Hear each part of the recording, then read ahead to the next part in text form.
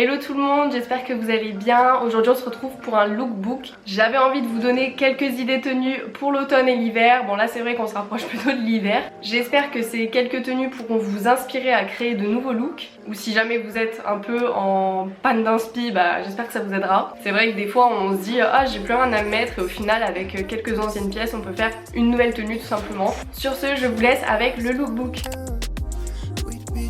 Pour commencer, j'ai opté pour un ensemble cosy, j'adore être à l'aise donc l'ensemble de survêtements pour moi c'est un must-have.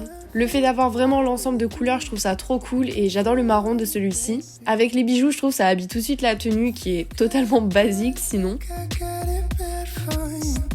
Si c'est pour sortir, je mets toujours un legging de chez Uniqlo en dessous. Vous savez, c'est les leggings thermiques, je sais pas trop comment ça s'appelle. Bref, c'est ceux qui tiennent chaud. Et bien évidemment, je mets des t-shirts en dessous du pull pour ne pas avoir froid. Et pour sortir avec le manteau long, je trouve ça trop cool. Enfin, perso, j'adore. Franchement, j'ai pas du tout honte de sortir dans la rue en jogging. Moi, je vis ma best life quand je suis là-dedans.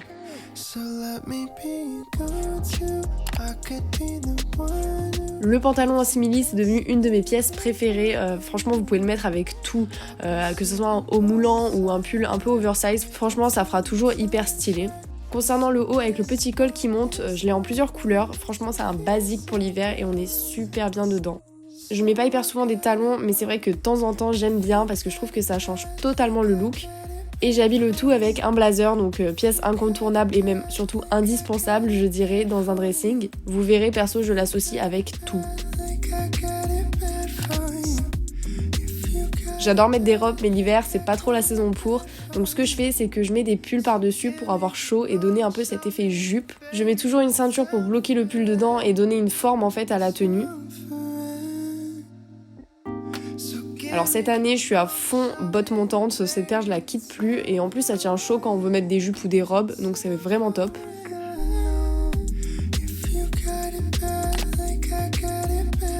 Cette tenue, je m'habille très souvent comme ça, le petit short en cuir, je m'en passe pas depuis des années. Je me rappelle, je l'avais trouvé chez Zara et j'avais fait déshabiller un mannequin pour l'avoir parce que c'était le dernier. J'aime bien le mettre avec des pulls oversize pour casser un peu le côté too much du simili cuir. Pour les chaussures, j'ai mis des bottes, mais c'est vrai que des fois j'aime bien mettre avec des Doc Martens ou même avec des Converse, encore une fois pour casser un peu le look. Et bien évidemment, quand on met des shorts ou des jupes en hiver, le manteau long c'est obligatoire, sinon on se pèle, surtout à Paris. Cette tenue, c'est une variante de la tenue précédente, j'adore tout autant. Là, du coup, on a un haut plus moulant avec la veste de blazer qui, je trouve, tombe super bien au niveau du short. Je crois que je suis habillée genre H24 comme ça, clairement.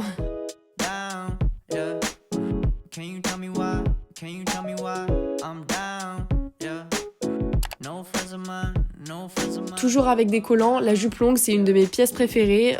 J'en ai de plusieurs couleurs et à motifs, donc comme celle-ci par exemple. J'adore mettre ça avec un petit pull classique et des bottines ou même des Converse. Encore une fois, les bijoux, ça ajoute un petit truc en plus, je trouve. Pour le côté un peu rock, j'ajoute un perfecto en cuir. Bon, j'avoue, en plein hiver, c'est pas forcément le mieux, mais après, ça dépend où on habite. Franchement, à Antibes, zéro souci. À Paris, c'est un peu plus compliqué.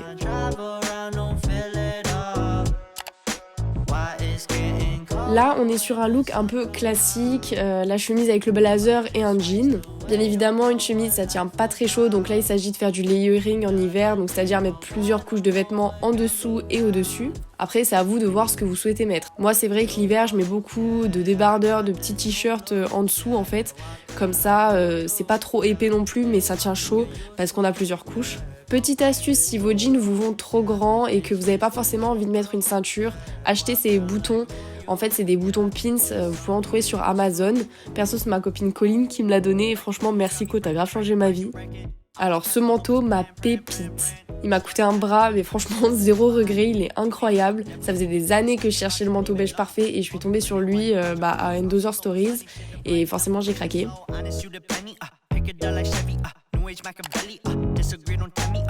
Look plus casual, le jean avec les petites baskets blanches et le pull blanc. Donc là, franchement, il n'y a pas de risque, c'est une valeur sûre.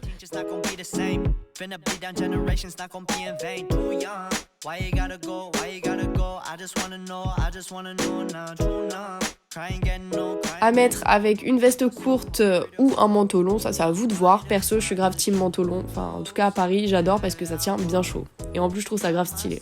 Je l'aurais bien mis aussi avec une grosse doudoune. D'ailleurs en ce moment je suis à la recherche d'une grosse doudoune en simili-cuir un petit peu beige. J'en avais vu une chez Zara mais je sais pas pourquoi je l'avais pas prise et j'ai grave regretté parce qu'au final j'arrive pas à en retrouver.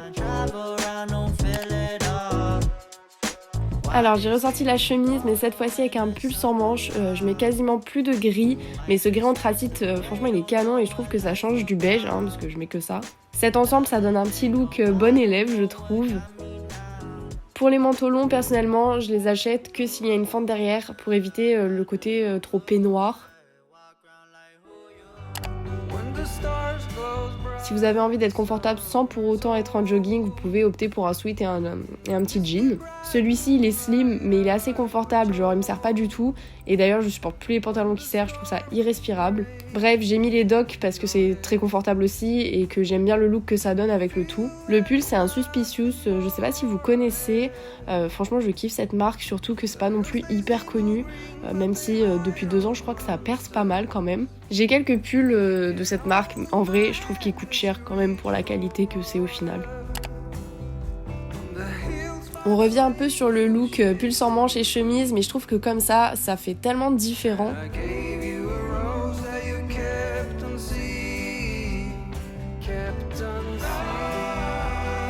Déjà les Converse, un must-have. Depuis que je mets les plateformes, je pourrais même plus revenir au normal tellement je les kiffe. Bref, c'est un look simple mais efficace.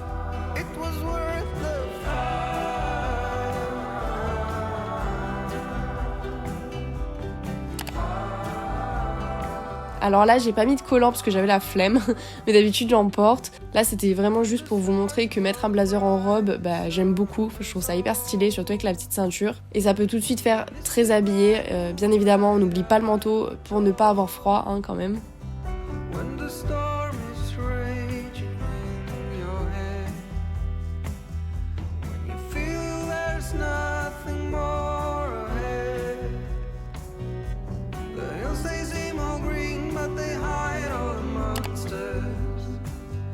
Et pour finir, le total look beige. Je suis fan des total looks d'une certaine couleur. Vous vous doutez bien que le beige c'est ma couleur préférée, donc j'ai voulu faire cet assortiment.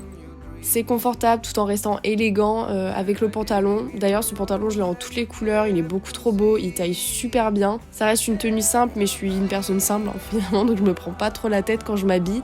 On va dire que c'est un peu ma tenue de tous les jours ça.